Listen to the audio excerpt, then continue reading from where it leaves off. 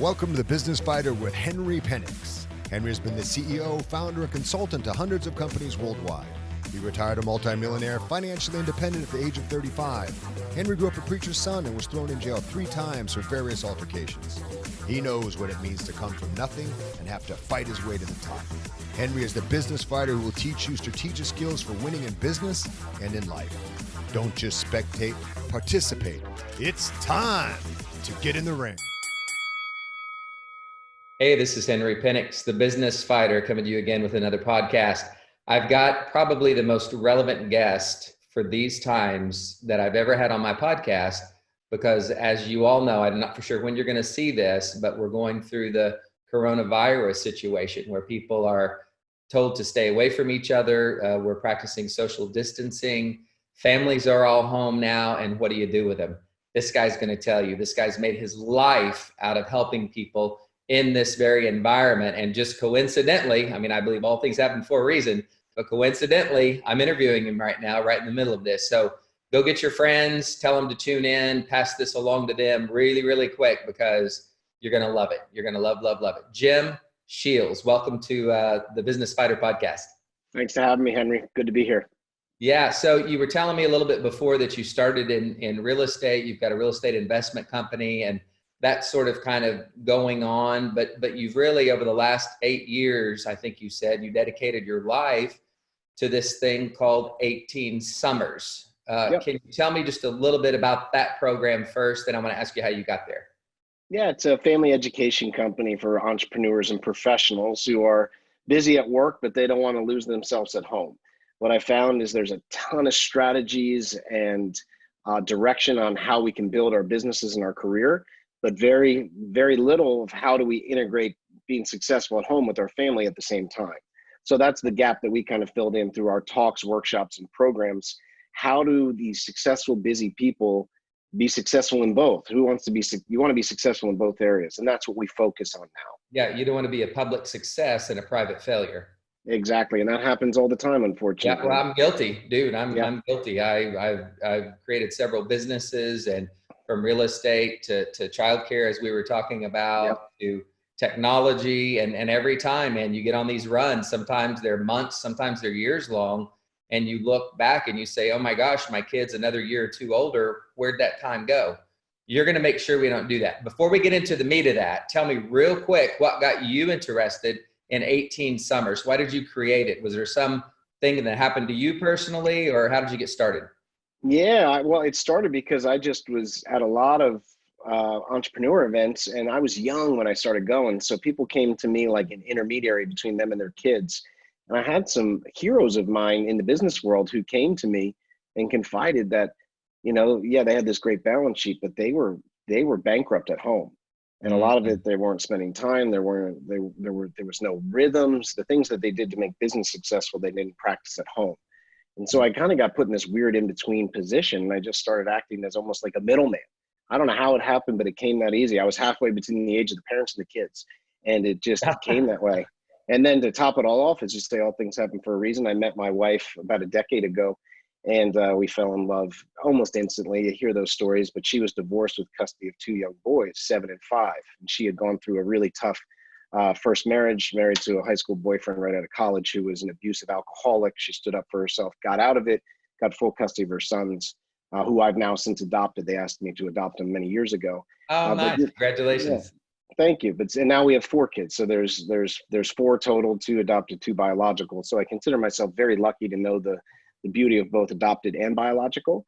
And I think it gave me a different perspective. But stepping into those young boys' lives when they were 7 and 5, and I was running a real estate investment company post 2008, wow. I wanted to make sure that I was not going to lose myself in my business and ignore these pivotal years, because I already felt behind the 8 ball. As you know, 18 summers. My mentor told me that. He said, look, you have the most opportunity in those first 18 summers, because statistics show the average person after the 18th summer, they've already spent 85% of the time they'll ever have with their kids. I mean, that's a staggering number. And so for me, I did that simple math, and my oldest was 7 when I adopted him. I said, wait a minute, I only have 11 summers left. That doesn't even sound right. Wow. So it gave me a positive kick, Henry, to just, how am I going to do this? And I'm an ADD, busy, fire red entrepreneur. Yeah. I don't want to mess this up. So I started to look for principles and rhythms that I could simplify so I could practice them. And then I started to just share them with friends in different entrepreneurial circles and business groups. And they started to catch on and do well. We even wrote a book on it that went to #1 in Amazon for business, finance, parenting, and entrepreneurship. Because No it just way. yeah. So it was very Congratulations. interesting. Thank you. And it was more about the story, because we all went into this, normally to build a business, to have a better life than we had, and to have more freedoms to be with our family. Yep. And that might lead us to where we are now, like you and I talking. We're in a very interesting period of time that's never been seen, at least for a very, very, very long time.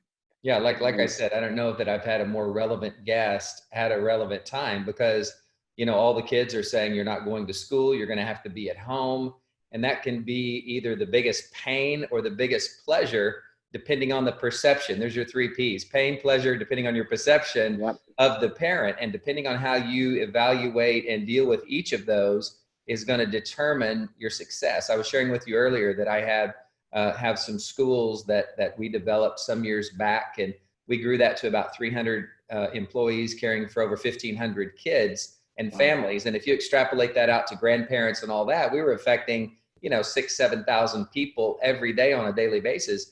And we always heard, we kind of feel guilty having to even bring our kids to childcare, and they're spending as much time here as they are at the house.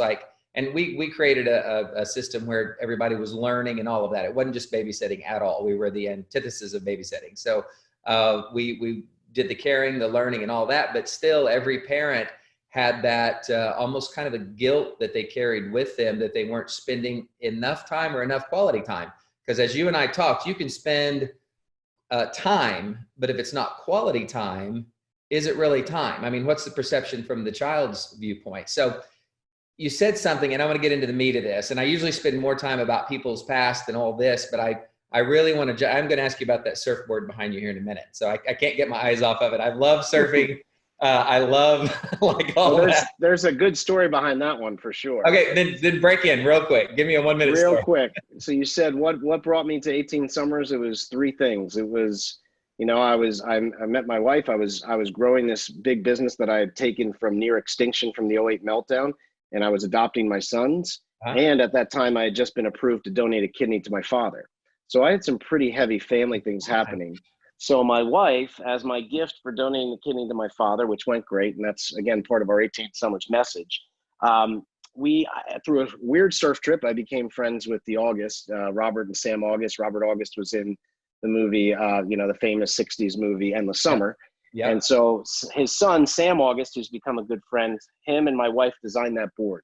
It's a Robert August. No way. Yeah, so it's a collector's item from Robert August. My wife and his son designed it, and it says "Free as You'll Ever Be." That was our wedding song, one of our wedding songs, where we got married in Costa Rica, where actually Robert August lives. So it's oh my gosh, dude, I'm so glad I asked. What a story, man. Yeah, I'd have never known that story if you hadn't hung that board there.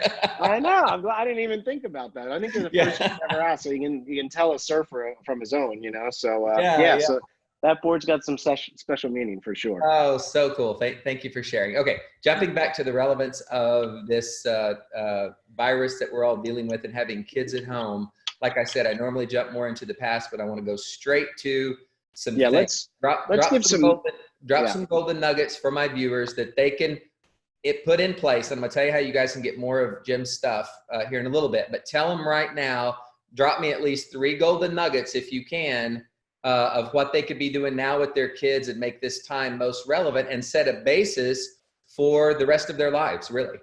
Yeah. So first off, let's reframe the whole situation. As you said, there is no perfect family, and you're all still learning. Like I remember years ago, my daughter was karate kicked my younger boy in the chest after watching Kung Fu Panda, and I yelled across, "Oh, what are you doing?" I was scared, and she got upset, and I came over and said, "I'm sorry, I shouldn't have yelled at you." And she said, "Oh, Daddy, that's okay. We're all still learning." And my wife and I still talk about that. She said that to you? Yeah. Oh my God. So, and that's the approach we try to take, where we all look at perfectionism. Like, you should have known better. No one knows better right now. We've never been put in a situation where there's this type of financial woes and economic uncertainty. Everyone's home, isolated from friendships and outlets, and bringing everything together. So first off, there is no perfect family. I've talked to plenty of them out there in the last few weeks. No one's got it down pat. No one. So Right. you're not alone. There is no perfection. And this is a great opportunity. As you just said, like, it goes so fast. We've all been guilty, including me, of letting behind. So many people say, God, I just want to slow down and have some time with my family. Now you've got it. You know, like, I think that I always ask myself the 75-year-old self question. My 75-year-old self, 30 years from now, I'm 45. What would he be saying to me right now? You know, hopefully still got some hair. We're still surfing, right? But what would he say? And I think he would say to me, man, this is the good stuff. Like, you're healthy, you're young, everybody's there. You know, so what if there's some business woes? You've been through those before. You made it through 08. Take advantage of this. Like, this might not come again. There is golden opportunity as long as you're healthy. Of course, there's sadness out there, but make the most of what you can do with that time you have. That's what I believe with my 75-year-old self. And if we can all look that far ahead and look back, the petty stuff, the little stuff, the meltdowns, the teen grumping, like, that all becomes the good stuff, because it's not all going to last. The days are long, the years are short. So that's my first thing, is we got to reframe this, Henry. I love that. Say that again. The days are long and the years are short. Days are long, years are short. So it's saying. like, yeah, it's not mine. That one, a lot of the other ones I just said are mine. That one's not mine. Okay. But you got to reframe this. The 75-year-old self, that's an exercise I've done for years with parents. It's changed me to say, oh, the stuff I get so pissed off about, that's the good stuff. It's not going to be here all the time. So let's enjoy it. Well, so that's the first thing. Think about this too. Like, when you're around eating dinner, thank God my mom's still alive. She leads singing and just vibrant. She's got brown hair. She's almost 80. She doesn't have one gray hair in her head, dude. Love it. And I can't even believe it. But when we're all around the table, and I'm sure it's true with most all families, what do you talk about? Henry, she called me Henry Allen when I got in trouble. Henry Allen, do you remember when you jumped out of the window, the second floor window on the trampoline? Actually, my kid did that. But, you know, we always bring that stuff up. Like, and probably my parents probably got so mad. I probably got grounded, whatever. But that's those were the good times. Yeah, dude, you're totally right. So chill. During this time, chill. Enjoy your family. If they come kick you in the chest after watching Kung Fu Panda, we're still learning. Okay, go ahead. Give me some steps. Give me some steps. Yeah, so some steps to doing this is, you know, you brought an interesting thing up with your mom. 60 years ago, the average dinner time for the family was 90 minutes. I got this stat from a big school district I worked with in New Jersey about a year ago. The average time now, it used to be 90 minutes 60 years ago. Today, it's 12 minutes. 12 minutes. Wow. Now, one of the biggest reasons we can't go into all of this is the use of technology.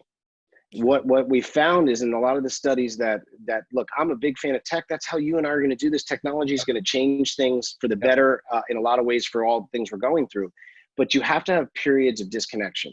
Absolutely. You have to have absolute periods of disconnection. So like with my family, getting back to that dinner thing, you know, we're at least 90 minutes to 2 hours. Everybody's phone's off. I can't get on my laptop. My older teens can't. And my wife can't. Everyone, we are radio silent in all ways. Yep. And that brings you back to what's right in front of you. We don't realize how much we're checking that and it just eats us up. The update on how many cases are in your area every 7 minutes. We don't need that. Yeah. And at dinner time, your presence is your presence. Yes. There it is. There it is. And if you're checking it, or everyone's rushing to get to that next thread, you're not going to do it. So if you set a time frame, people say, how do I start? Fine, I understand the technology's overrunning it. How do we start to control it? Start with one period in the day, just one, and you're going to see what it feels like. And then you might be able to say, you know what? I can turn it off here. I can turn it off there. Because I know for business owners, you know, you're the business fighter. It is not, you know, do little grunt work and grow rich. It's think and grow rich, right? Yep. You are going to need to be thinking and strategizing. You cannot do that if you're checking email every 5 minutes, if you're checking a text. I've been really good the last week, turning off my phone, whiteboarding on things I need to do, setting schedules and strategizing, and doing this. Another part of tech distancing is strategizing with the phone off. And when I get on the phone, man, some of these conversations I've had, Henry, as you can imagine, I have friends that are laying off hundreds of people from retail businesses or restaurants chains. I don't want to have those in front of my kids. I keep my teens informed. I'm keeping my toddlers a little more protected because I have kids ages 3, 5, 14, 16. You know, there's the gap. Yes. But I'm trying to separate myself when I take these calls. Like right now, I'm up in a part of our bedroom where I don't normally like to work, but it's a good scene. It has some good memories, and my kids can't hear me. I wouldn't mind them hearing this interview, but I've tried to put myself where I'm separate, because sometimes kids will be kids. And if you're taking a hard business call and then all of a sudden your kid's doing the Kung Fu Panda, or they're being goofy or wrestling, you're going to get worked up. You're going to get upset, and they're just being kids, or you're going to scare them. If you're talking about certain things, hey, look, you don't want them to hear it. So tech distancing. I've got to tell you something about that. I had a meeting the other day with my daughter and her husband. She's married, and they filled out a little thing, and it said, like, who's one of your favorite people in the world? And the answer was Dad. And they said, well, if you were ever going to get in trouble with somebody, like, who would it be? And the answer was Henry. Well, I'm Dad and I'm Henry. And I asked her, kind of what that meant. She drew my attention to it. And she goes, well, when we're talking and chilling, like, you're Dad, but like when you're in the middle of a business deal or you've got something pressing, you're Henry. And right. What you just said, man, that just happened to me last night. She said that. Isn't that funny? That is gold. That's a golden example. You just explained it right there, because Henry's got to get work done. Henry's the business fighter. Yep. And it's not a bad thing to keep Henry's ring separate from Dad. The basics. Yeah, from Dad and from in front of all the family all the time. Yeah. Because okay, if we're doing that, we're going to run out of time if we don't hurry. So go ahead. No, that was good. So tech distancing. And then the last thing is, everyone's talking about this. So I'm just going to say these 3 words: revise, revise, revise. Because everyone's saying set the schedule. Like, that's what we did. Look, it's a new way of life. You got to set your schedule. And get things going. The kids are at home now doing the school. You're working from home. Try to set a schedule, get everyone together. Guess what? Out of dozens and dozens and dozens of people I've talked to, not one person has said, yep, I got the schedule down and I did it. It was perfect. Not one. And it happened exactly like I planned. No way.